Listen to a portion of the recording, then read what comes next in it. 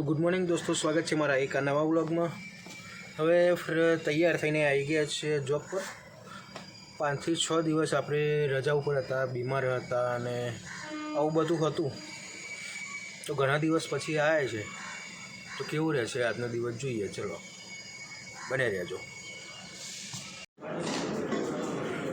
તો હવે બધું કામ પતી ગયું છે અને જમવા આવ્યો છે કેન્ટીનમાં। દાળ રોટલી અને સરસ મજાનું અમૂલનું દહીં જમીને પછી જઈશું ઘરે। તો આવી ગયા ઘરે। હવે શાંતિથી આરામ કરશું। આરામ કરીને સાંજે બાલ કપાવવા જવું છે, તો જોઈએ કેટલા વાગે જવાય છે। તો મળીએ તમને આરામ કરીને સાંજે ઠંડા પર। તો આરામ કરવા તો નહીં મળે દોસ્તો, કેમ કે આરો ફિટ કરવા માટે માણસ આવે છે। તો આ પ્લાસ્ટિકની ચકલી લાગશે કે નહીં એ જોવું પડશે। અને નીચે કોઈ ગટરનું કનેક્શન આપેલું નહીં, ખુલ્લી નળી છે, તો એ પણ કંઈક એડજસ્ટ કરવું પડશે। તો ઉપર જોઈએ પેલા કોક છે કે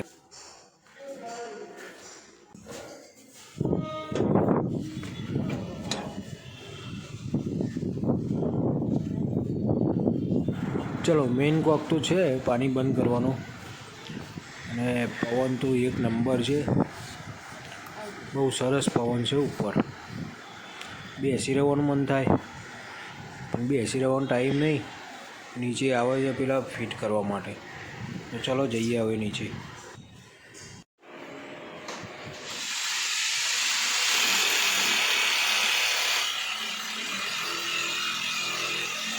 તો આરો ફિટ થઈ ગયો છે। હવે આપણે નવો પંખો લાવ્યા છે એકદમ નાનો, તો એ ફિટ કરીએ।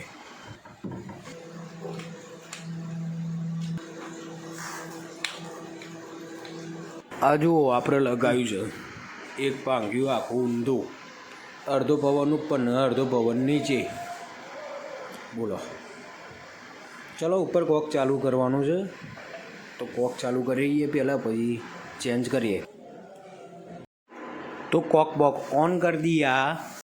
तो चलो गाइज मिलते हैं खाना खाने के बाद। ठीक है गाइज, कुछ अपडेट हो तो बताता हूँ गाइज, सीधा खाना खाने के बाद।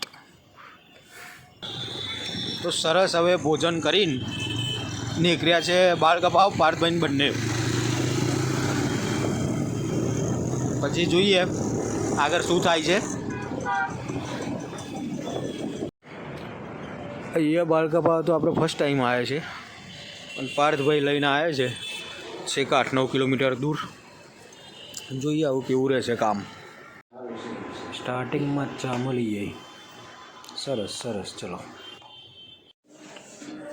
તો બાલ કપાઈને આવી ગયા છે, બાબલા જેવા લાગ્યા છે।